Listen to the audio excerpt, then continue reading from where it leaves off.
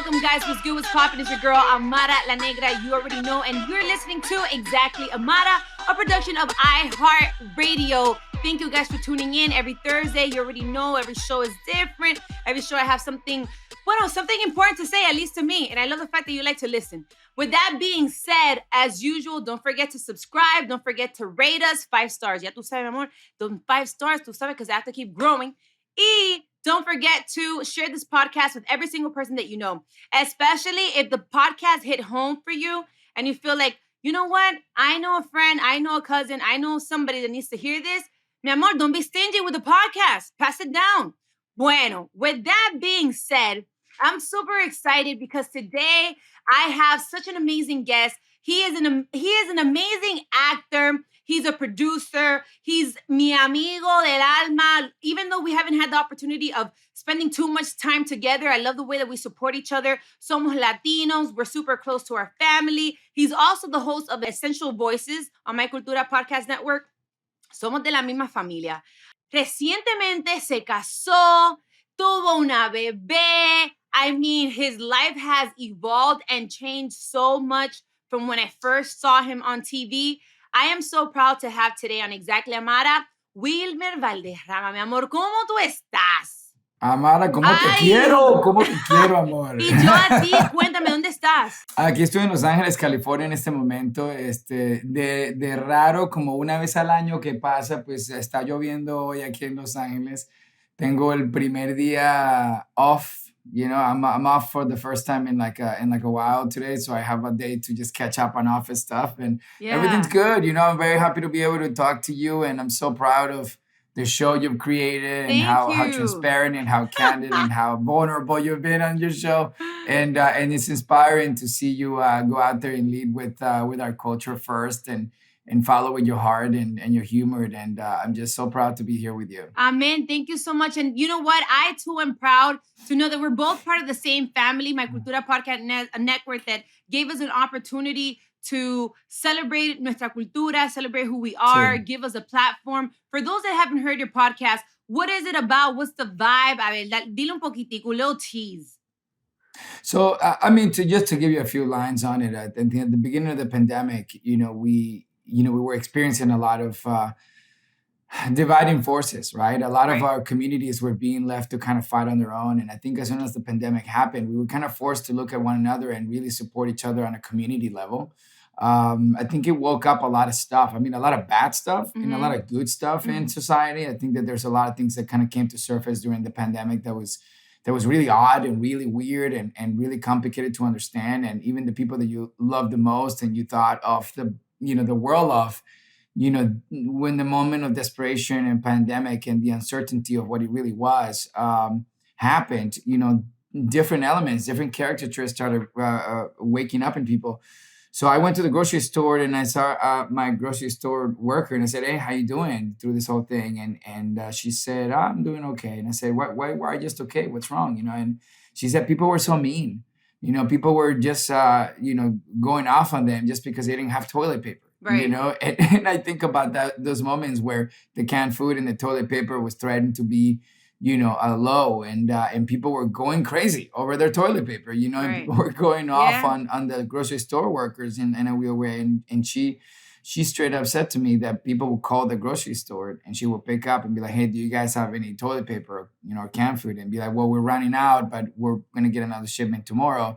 And they'd be like, "Well, then you don't have any toilet paper?" And be like, "Well, we don't have toilet paper now." And this person was straight up being like, "Well, fuck you. I hope you get COVID and died." Okay. And would hang up, and this was the type of stuff that our grocery store workers were receiving, while they by themselves, also are receiving 400-600 people at a time in a grocery store and then putting themselves in danger and then having to go back to their families. So the level of stress, I just thought that we needed perspective. So I created a thing on Instagram that was ultimately like my 6 feet apart chats, and it was just like having a conversation with an essential worker. Right. And that turned into the idea to start a podcast and really, really elevate their contribution, who they were before, who they are now, and who they will still be, after this pandemic is gone. Yeah, I love the fact that you thought about that because a lot of times, and I talk about it all the time too. Celebrities, artists, and influencers, people that are blessed to have a platform, is not just about the part of entertainment, which we're blessed to be good at what we do. That's great, but Right. the fact that we also use our platforms to show light and bring light and awareness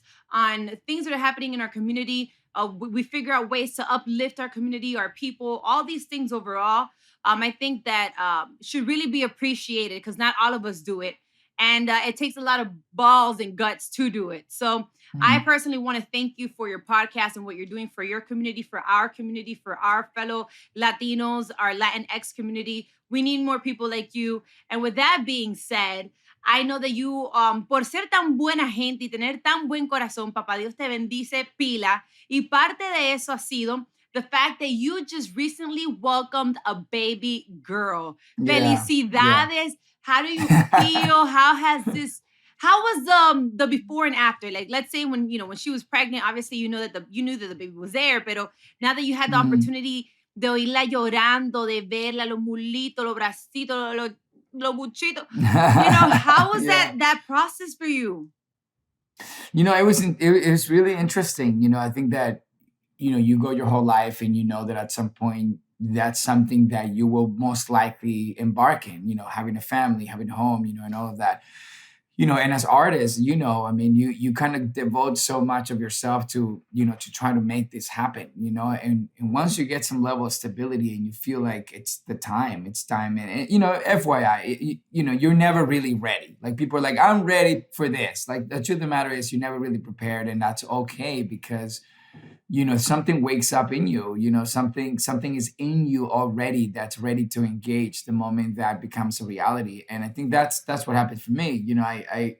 I was very ready at some point. I felt like I had built my home. My mom didn't need anything, my dad didn't need anything, my sisters were cool, my nephew was growing up to be awesome, and I just said to myself, like, it's really an exciting time to start a family, but first you have to find a partner. You got to find Right. someone that shares the same values, and that you're like-minded, and you want pretty much the same thing, and that you're willing to fight to defend it and to keep it and to make it How long were work, you guys dating before you guys decided to get married? Because once you get married, ya tú sabes para donde tú vas. Like you already know, yeah, that's it. We're locking it in. We're gonna have a family. Yeah. This is what it is. But that dating process, because I think that a lot of people cuando ven a los artistas, ellos te ven como que your life must be perfect. Everything is great for you. You must find love all the time. And it's like, Yeah. no, even for us, it's hard to find the right person to go through the process. Yeah.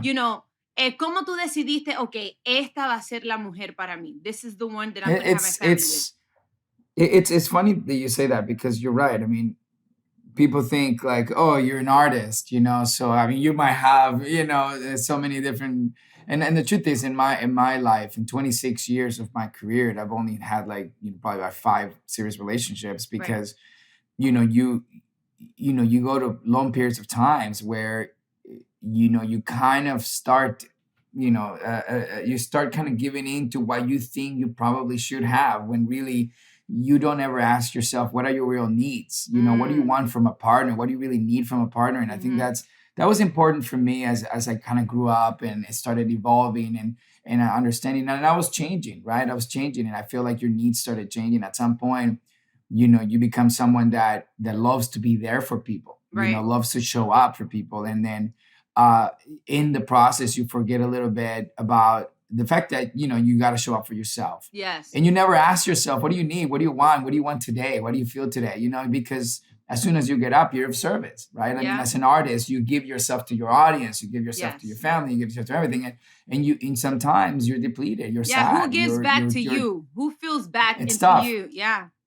Oh my And the fan God. love is awesome, right? Like, it's beautiful to get a feedback when you provide entertainment and Pero no es lo people mismo. connect it. But there's not there's another level of it where there's a humanity side to the artist that sometimes gets forgotten. So I started really searching about what is it that I really need from a partner, what is it that I really want at home, and I wanted someone that also took care of me too, So Yeah. so that was one of the things, and I think that when I met Amanda was, she was also a fixer, Yeah. So Yeah. two fixers in one relationship was interesting, But but it was like, no, I'll do it. No, you do it. No, I'll do it. No, I'll do it. And it was kind of charming and sweet to see that we were both willing to do things that we kind of hadn't done for ourselves before.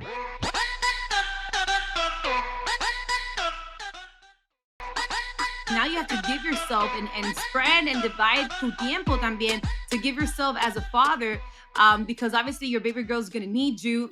She needs you, obviously. Yeah. Está chiquita todavía, pero en lo que va creciendo, you still don't want to miss out on those opportunities of seeing her, for sure, grow, her first words, talking, running, todas esas experiencias. How do you figure out time between the work, because you're very busy, between work, filming, learning scripts, esto lo otro, doing your podcast, still being a great husband, taking care of your family? So how do you divide your time now that you're a father? Yeah, well, so we picked up our priorities, right? So it was really important. It's really important. And I love that you're mentioning that, because I think there so much is about balance and so much is about setting expectations and priorities, and I think that first, when you are welcoming a child into your family, I think it's important that you have that conversation. What is going to be our contribution? What is going to be our partnership? And it really is 100 and 100. It's not 50-50, man. It's like you both got to put in 100%. And you got to think about the things. You got to foresee, you got to answer a question before it's asked. Okay. And you got to solve a problem before it is one. Right. And I think that in those type of conversations, it really takes partnership. You got to be very vulnerable. You got to be very open. And I think, as a male myself, right, as a man, specifically as a Latino man, there's certain expectations from you, and it's also important to understand that. But you ask a very important question, which is like, how do you find that time? How do you find that balance? No matter I'm how trying ambitious to you are. I'm trying to figure it out myself, because you're doing it and I'm like, bueno, coño, él lo acaba de hacer. And then I'm like, I'm thinking already, bueno, as soon as I give birth, I have to go back to work. I can't wait too long. How do you divide? But I will time? I will tell you, Amara, I will say this, and I will offer the following, that this is a very iconic moment for your life, and that deserves, you to be present and be in the moment. And a lot of times we start thinking about, okay, well, I got to get back to work, I got to do the thing. But, you should allow yourself to submerge yourself in that experience, because it really is a gift. It really is a miracle. And that happened and was given to you, and these babies chose you, and then in those first couple of months, you really want to connect. You want to run a being content with that. You don't want to worry about too much of the frequency. And that's one of the things that I really wanted for Amanda. I wanted her to really focus on this experience, to go through the emotions, to really sit in with it and really understand that everything was going to be taken care of. And, and as a man, I mean, this is to the fellas who listen to your show too. I got to say, like, if you have a friend, or if you one of your boys tells you, oh, well, they have most of the work, you just kind of have to be there, it's absolutely bullshit. Okay, like, thank you. If you're Let not them doing, know. No, I'm gonna tell you something. Like, I very, very quickly I realized that as a man, you gotta do what she doesn't have to, and that is a lot. Okay, like, and also you gotta think about, your woman is so focused on making sure this child has, it's food, it's rest, she's whatever the baby needs. The woman is so devoted to making sure that this child is fed that she forgets to eat herself. She forgets to drink water herself.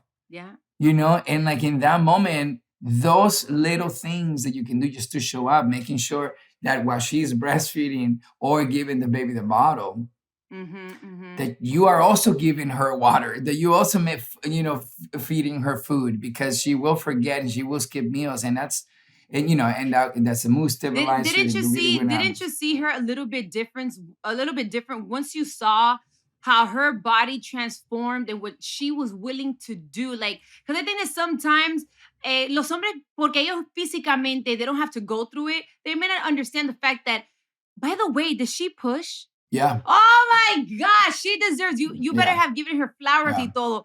Because your body changes. She sacrificed everything, mi amor. Mira, Yeah. she opened like a tunnel just to give birth to another human being. It was unbelievable. I was there. I mean, I saw the whole thing. I mean, I was there for supporting her, helping her. I was holding her hand. I was in one hand and she had her left. I had her left leg, and the other one I had the back of her neck. And and I was coaching, and I was talking over the doctor, and I was overdoing it, and I was doing the most. And it is a magical thing, and it made me look at. First of all, I've always had the appreciation. My sister had a baby, so like when she was like 19, and that was a really unpredictable time, right. But I will say that seeing what my sister went through made me really appreciate it. Witnessing it myself with my woman and seeing the birth of my child and seeing what Amanda did for us. Yes. It just changed everything in my life. I mean, it's absolutely unbelievable. And to see her make it look easy, not complain, just go through the emotions, and and it's hard. It's an emotional thing, and it's an emotional endeavor, and it's a journey. So I'm doing my best to try to do that. And if you ever ask me to give you a word of advice, is to really embrace the moment. Just sit through the moment. Don't be in a hurry to get to any other phase of this. Every day is gonna be perfect, as imperfect as it may be. Amen. Because that's the day you had to be, in order to are, right? It's for both of you to be, Amen. So I think it's like it's a very important time. And the thing is, we forget, because as artists, we're like, we got to get to work. We got to, how do we get back in the swing of things, But give yourself that time, because you'll never have that time. No, and also as a woman, your body changes. Y todo, we are somewhat, in my case, somewhat sexualized. And I get it, because sex sells. Mm-hmm. I get that part. So everybody expects you automatically, especially as a woman, as soon as you give birth, mi amor, we need you to have a six-pack, cinturita, everything together. We need you tight. And they say, hold on, it took me 9 months to create a whole human being. Your whole body is changing, transforming. You can't expect me to go snap back, within a month or two. But now, talking about that, you're a father in a modern age, right?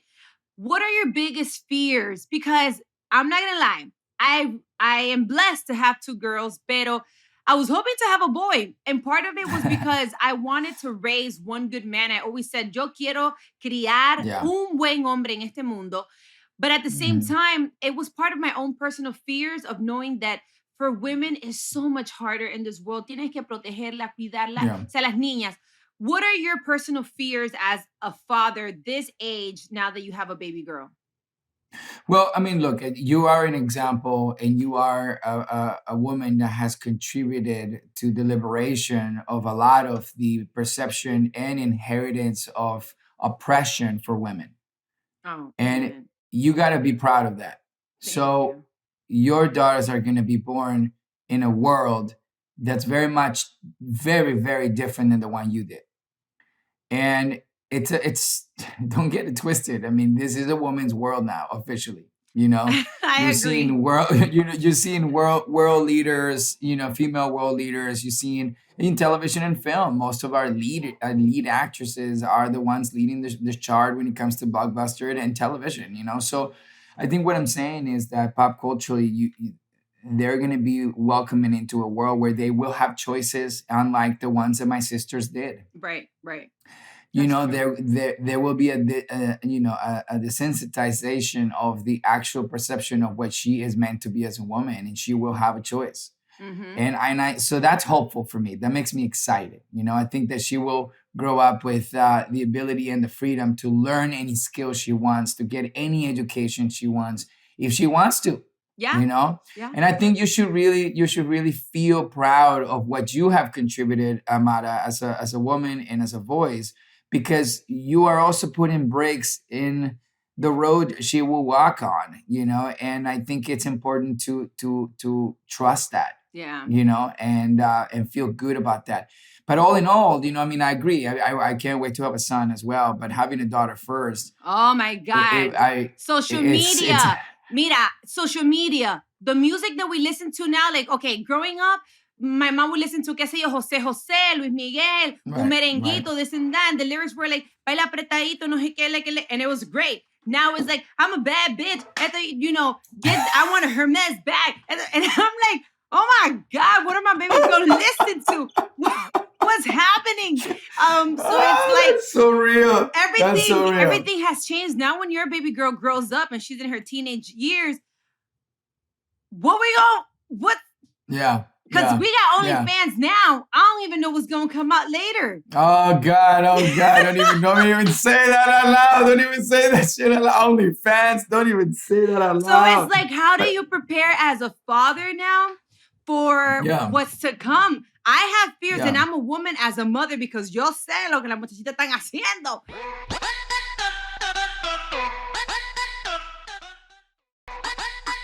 From, the way that you grew up, what are some of the influences you think that you will, kind of give to your daughters from the things Absolutely. that you learned or grew up with? Here's the thing. And you have the same gift and skill that I have as well, which is we've never forgotten, no matter how long we've been in America, we've never forgotten the values of our culture. Correct. True. Okay.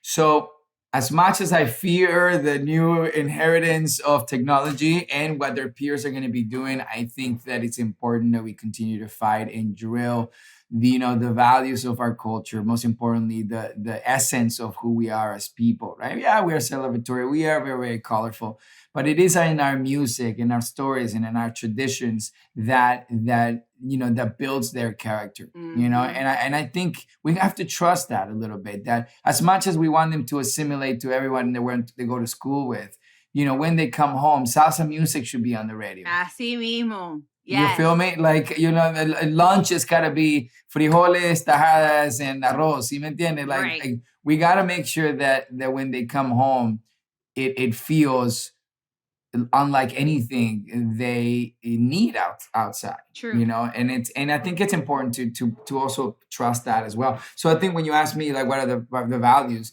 that's first, and I also want her to really, and God willing, I have mi mamá and mi papá a little bit longer so that my daughter can really have conversations. I want them to ask questions. Yes. I want her to really know her grandmother unlike I ever met her and me. And I'll tell you, this was crazy.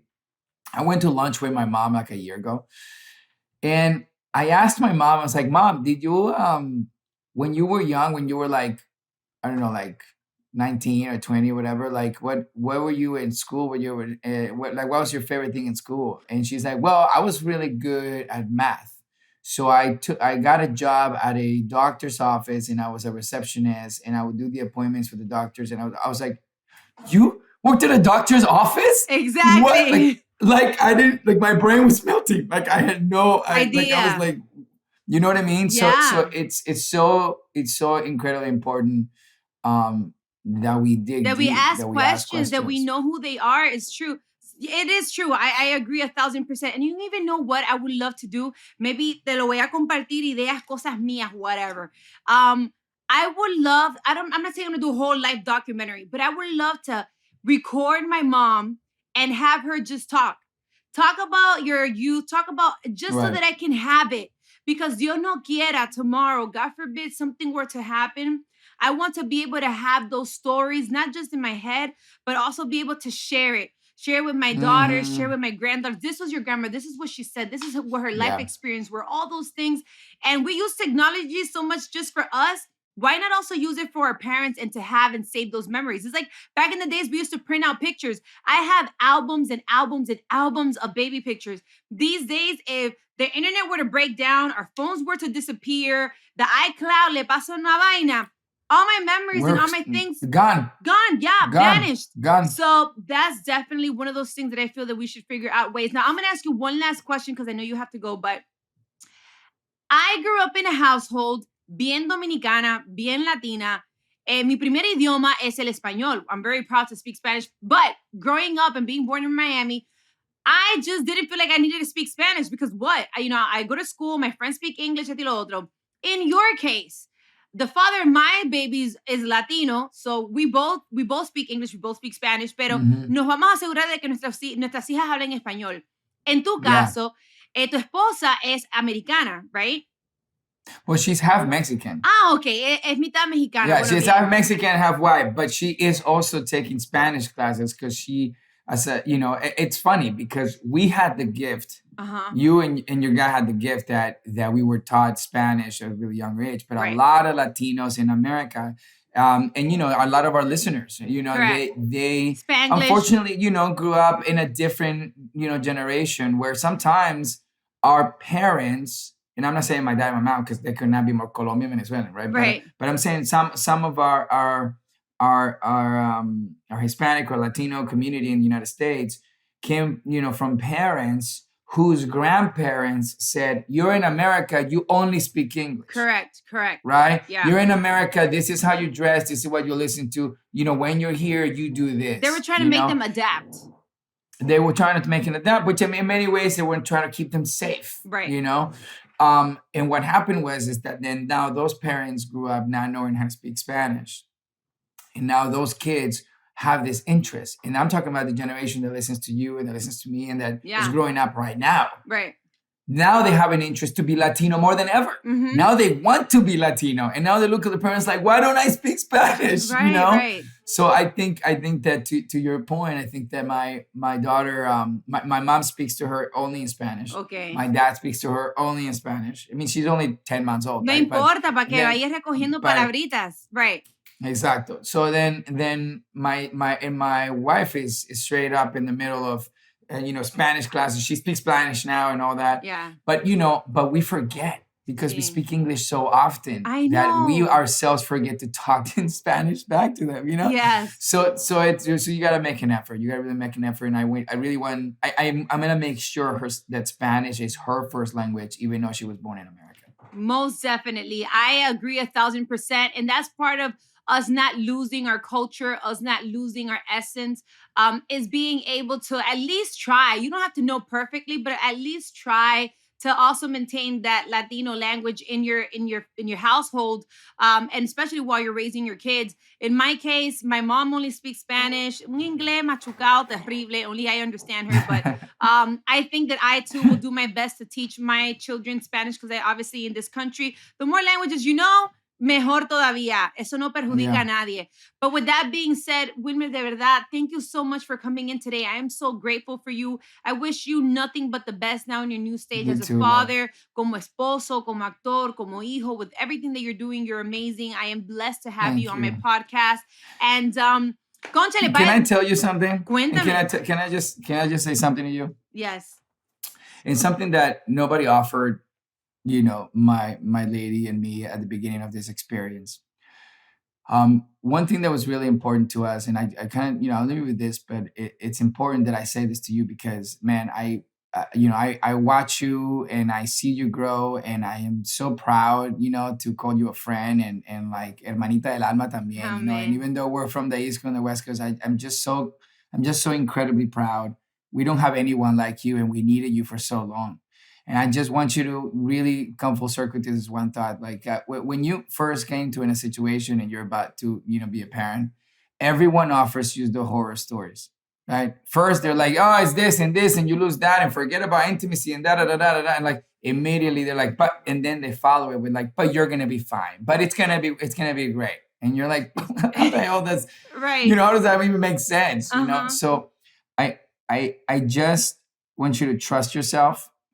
That even if you don't read one book, even if you don't ever ask anyone one question, that everything is in you already. And that you absolutely will soar as a beautiful mom. At the moment that you continue to hold these beautiful children of God and give you this beautiful essence, something else is going to wake up and it's going to make you even more powerful. And as a woman, you're going to know that absolutely anything really is possible. And someone with your drive, you're going to build empires that are going to be able to be shared. And those empires' mission and statement are going to be to change the world. And you are going to continue to build the tools and you're going to have the resources to continue to make a difference. And I just want you to keep swinging. And I want you to never forget that there's some of us out here that will do anything to make sure that you continue to win because we need you to. We need you now more than ever. And those children are lucky to have you as a mommy too, because to be that free as a mommy, to be that free is going to be liberating for them as well. But I just wanted to offer that because nobody really taught us that, nobody told us that it really could be as simple as just go with the flow. Right. I mean, we learned to push in the room, by the way. Yes. Like how do we push? Yeah. You know? How do we make it better? And, yeah, it is true. And I'm grateful for those words, because I'm sure that there's somebody out there right now listening to this podcast that also needed to listen and hear that. So definitely, I'm so grateful for your words. Y pues nada, by the way, guys, ustedes saben que también no se pueden perder el podcast de él. Thank you guys so much for joining me. And remember to follow Exactly Amara on Instagram and on Twitter. Also follow My Cultura Podcast on Instagram. YouTube channel, if you want to see it, if you had a chance to hear it, but now you want to see it, you can go check it out on YouTube at Amara La Negra ALN or Amara La Negra or Exactly Amara. This has been a production of iHeartRadio's My Cultura Podcast Network. And for more podcasts from iHeart, visit the iHeartRadio app, Apple Podcasts, or wherever you listen to your favorite podcast. Thank you guys so much for joining me. I am so grateful. It's your girl, Amara La Negra. I'll see you guys next Thursday on Exactly Amara.